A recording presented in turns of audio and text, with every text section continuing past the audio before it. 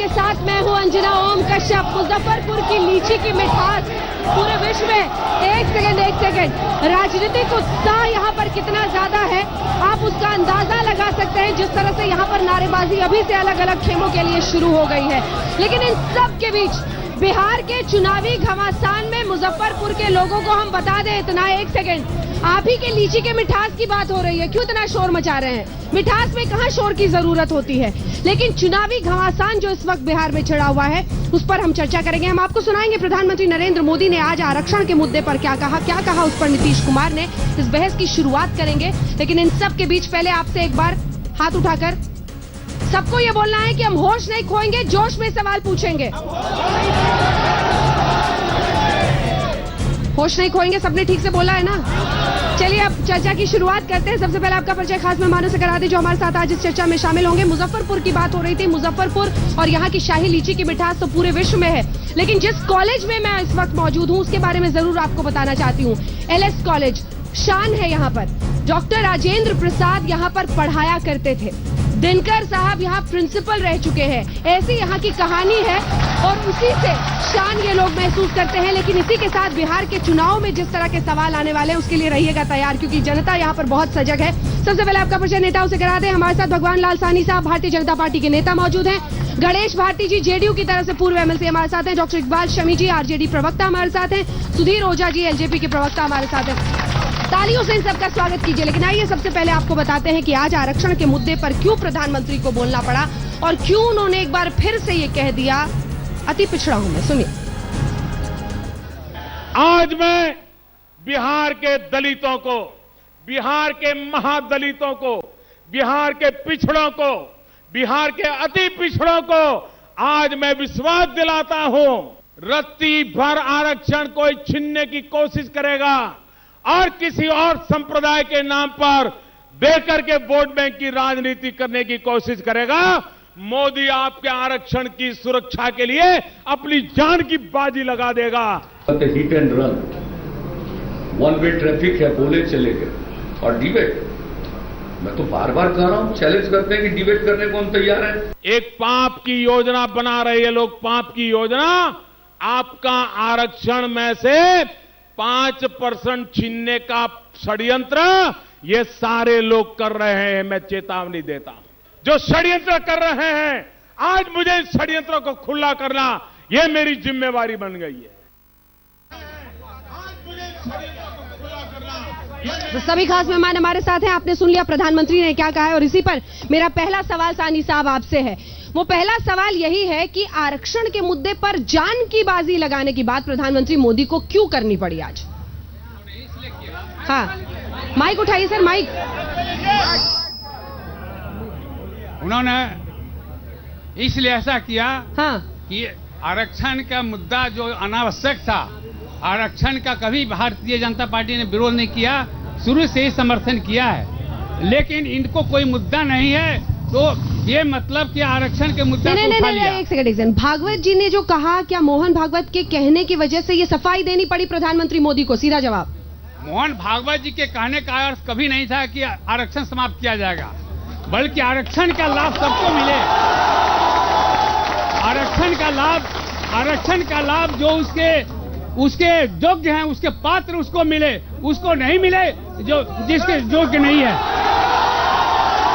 भारती साहब, जब प्रधानमंत्री खुद कह रहे हैं कि आरक्षण पर पुनर्विचार का कोई मुद्दा ही नहीं है, मैं जान की बाजी लगाऊंगा, तो आप लोग जानबूझकर घेर रहे हैं। प्रधानमंत्री नरेंद्र मोदी जी हो हाँ। या भारतीय जनता पार्टी हो, अपने जाल में स्वयं फंस चुके हैं। अब इनसे निकलने के लिए इस जाल से वो तरह तरह की बात कर रहे हैं। आज देश के अंदर जो परिस्थिति पैदा हुई और मोहन भागवत ने जो बयान दिया, आज देश के पैमाने पर सफाई देना पड़ रहा है। इस बात का परिचय भारतीय जनता पार्टी के लोगों के मन में, उनके दिल में आरक्षण के प्रति कहीं न कहीं बेईमानी करने की बात है। बिल्कुल। शमी साहब, ये आरक्षण का मुद्दा क्या आया? लालू प्रसाद यादव गोलवलकर की किताबें मंगाने लगे और खूब पढ़ रहे वो RSS की किताबें इन दिनों, ये जानने के लिए ये जानने के लिए कि किन मुद्दों पर घेरा जाए। मुझको जवाब देने का मौका मिलेगा कि हुड़दंग होगा, पहला सवाल। पूछिए लोगों से, आप ही के लोग हैं। अगर भारतीय जनता पार्टी हुड़दंग कराकर इस जनता की आवाज दबाना चाहती है तो हमको कुछ नहीं कहना है। बिल्कुल सही बात है। नहीं तो सवाल का जवाब हम देंगे। जवाब सुनिए। हाँ, इस देश का प्रधानमंत्री राष्ट्र का प्रधानमंत्री होता है। प्रधानमंत्री की कोई जात नहीं होती है। जो प्रधानमंत्री जात का नाम लेता है उससे नीचा प्रधानमंत्री कोई नहीं होता है। इसलिए प्रधानमंत्री का यह कहना कि मैं राष्ट्र का प्रधानमंत्री नहीं हूं, अति पिछड़े का हूं, यहाँ पर देश का अपमान है।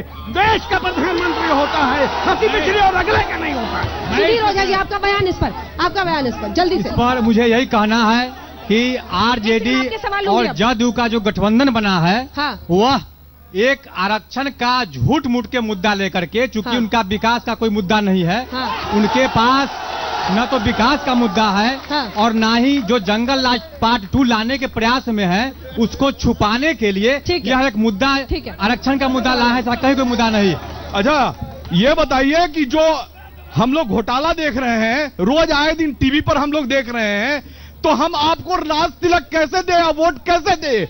आप टोटल आप लोग घोटाले का सरकार है। रोज हम लोग टीवी पर देख रहे हैं, यहाँ का नगर निगम का वही हाल है।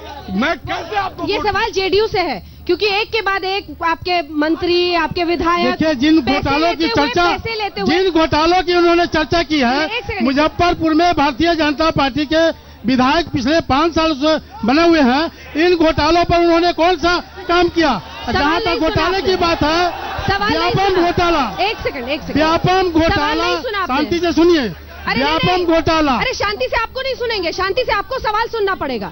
शांति से आप सवाल सुनिए सर। सवाल यह है कि आपके विधायक एक के बाद एक, आपके मंत्री विधायक पैसे लेते हुए पकड़े जा रहे हैं, उनका वीडियो वायरल हो रहा है, पूरा देश देख रहा है, उस पर सवाल था उनका, जवाब दीजिए। वो कह रहे हैं कि ऐसे वीडियोस देखने के बाद हम क्यों भरोसा करें? जवाब दीजिए। जो रिश्वत की बात हो रही है, एक तरह से साजिश के तहत इसी भारतीय जनता पार्टी के लोग साजिश के तहत हमारे पार्टी और दल के छवि को, जी हाँ, छवि के तहत, एक सेकंड, अभी चुनाव का समय है तो क्यों हटाया फिर मंत्री? नहीं, चुनाव का समय है, कोई चंदा दे दिया तो उसको रिश्वत की बात है। कोई अधिकारी तो चंदा हमको नहीं दे रहा है, कोई ठेकेदार चंदा नहीं दे रहा है, आम आदमी दे रहा है। क्यों हुई फिर उसके खिलाफ कार्रवाई क्यों हुई जो पैसे लेता हुआ पकड़ा गया खुशवाहा साहब? देखिए आपको याद होगा, शरद यादव पर भी आरोप लगा था। शरद जनता दल के राष्ट्रीय, सुनिए बात को, जनता दल के राष्ट्रीय अध्यक्ष शरद यादव पर भी आरोप लगा था। अरे कहाँ घुमा रहे, छोटे छोटे शहर पे नहीं जाना है, शहर पे नहीं जाना है, सामने आया बात, शहर पे नहीं जाना है, शहर पे नहीं जाना। आप जवाब दीजिए।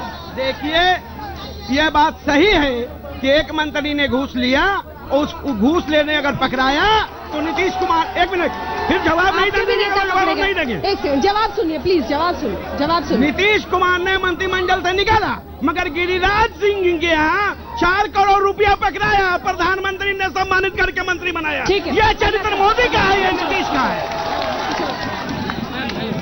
मैम, मेरा सवाल बीजेपी से है कि बिहार में उनके पास कोई नेता नहीं है जो पूरा केंद्र सरकार उठकर बिहार आया पड़ा है, देश क्या ऐसे चलेगा? जवाब दीजिए। ऐसा नहीं है। भाजपा में सिद्धांत को महत्व दिया जाता है, व्यक्ति को महत्व नहीं दिया जाता है। उनके पास एक नेता है नीतीश जी, हमारे पास सैकड़ों नेता हैं जो उससे ज्यादा काम कर सकते हैं। मेरा प्रश्न है महागठबंधन के नेता से कि अवधेश कुशवाहा जी अगर पैसे लेते पकड़े गए तो लालू यादव इतने बड़े न्यायालय द्वारा दोषी ठहराए गए हैं और उनके बारे में एक शब्द नीतीश कुमार विकास पुरुष नहीं बोलते, ये क्या वोट बैंक की राजनीति है कि विकासवाद की राजनीति है? आपका सवाल हो गया, उसी में एक सवाल आप जोड़ना चाह रहे थे, जोड़ लीजिए। हायर एजुकेशन का बिहार में हालत पूरा खराब है। हमारा कॉलेज है, ये बिहार का नंबर मतलब अच्छे कॉलेज में आता है। यहाँ भी मेरे डिपार्टमेंट में एक प्रोफेसर नहीं है और बिहार के स्टूडेंट बाहर जाके डोनेशन देके एडमिशन लेते हैं। हायर एजुकेशन के बारे में जेडीयू से ये सवाल है कि वो हायर एजुकेशन में क्या कर रही है। जब भी एजुकेशन के बारे में चर्चा होता है तो बोलते हैं प्राइमरी एजुकेशन। जवाब दीजिए जल्दी से। देखिए, आपने यहाँ के जितने विद्वान प्रोफेसर है उनको आपने नालायक महसूस किया है। आपका नहीं, आपका जो सवाल है, सवाल आपका वही है, लेकिन नहीं, सवाल आपका गलत है। आपने कहा यहाँ एक भी लायक प्रोफेसर नहीं है, इसका क्या मतलब? स्पष्ट है कि हमारे यहाँ जो विद्वान लोग हैं उसको आप सम्मान नहीं दे रहे हैं। मैं पूछती हूँ, ये सम्मान के खिलाफ बात है। एक सेकंड बैठ जाइए, एक सेकंड। नहीं, आप यहाँ हमारे विद्वान प्रोफेसर के खिलाफ आपने बात कहा है। एक सेकंड।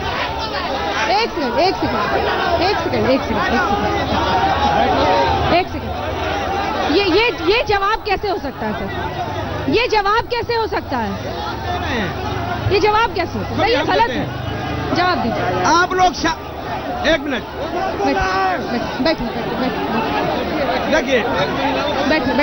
बैठिए, बैठिए आप लोग, बैठिए सब लोग, हटिए आप, बैठिए। चलिए जवाब। एक सेकंड, आप लोग चुप हो जाइए, बैठिए। जवाब दीजिए। विद्यार्थी का प्रश्न है, वो सही है। आज की तारीख में भारत की वर्तमान सरकार ने जो शिक्षा की जांच करने के लिए ऑर्गेनाइजेशन बनाया है, उसका नाम है नैक। और नैक ने हमारे विश्वविद्यालय के रंगत सिंह कॉलेज को ग्रेड 1 दिया है। शिक्षा में 1 नंबर, लाइब्रेरी में 1 नंबर, प्रैक्टिकल में 1 नंबर। वक्त हमें इजाजत देता है कि एक आखिरी सवाल हम ले सकें। एक आखिरी सवाल हम ले रहे हैं, एक आखिरी सवाल। कॉलेज की शिक्षा कमजोर है। लालू जी बिहार में क्या लाना चाहते हैं? धर्मवाद की, जातिवाद की राजनीति, इसमें विकास कहाँ है? मैम, आखिरी सवाल, इसका जवाब दीजिए फिर कार्यक्रम काल। आखिरी सवाल जल्दी से। धर्मराज, जातिवाद को बढ़ावा दे रहे हैं, अगड़ा पिछड़ा कह रहे हैं, जल्दी। देखिए, लालू शुरुआत इस देश में अमित शाह ने की है। अमित शाह ने कहा पहला प्रधानमंत्री अति पिछड़े का मोदी बने हैं। पहला सवाल भारतीय जनता पार्टी ने उठाया। चलिए का ये सिलसिला चलता रहेगा। आज के लिए उपेंद्र कुशवाहा ने की है। पासवान रैली रामविलास पासवान ने की है। आरोपों के बीच एक सेकंड प्लीज। बहुत शुक्रिया आप सभी का, तालियां बजा लीजिए अपने लिए। आज के लिए इतना ही। मुजफ्फरपुर से कल हम पहुंचेंगे दरभंगा, वहां की जनता दागेगी सवाल और नेताओं को देना होगा जवाब। देश दुनिया की बाकी खबरों के लिए आप देखते रहिए आज तक।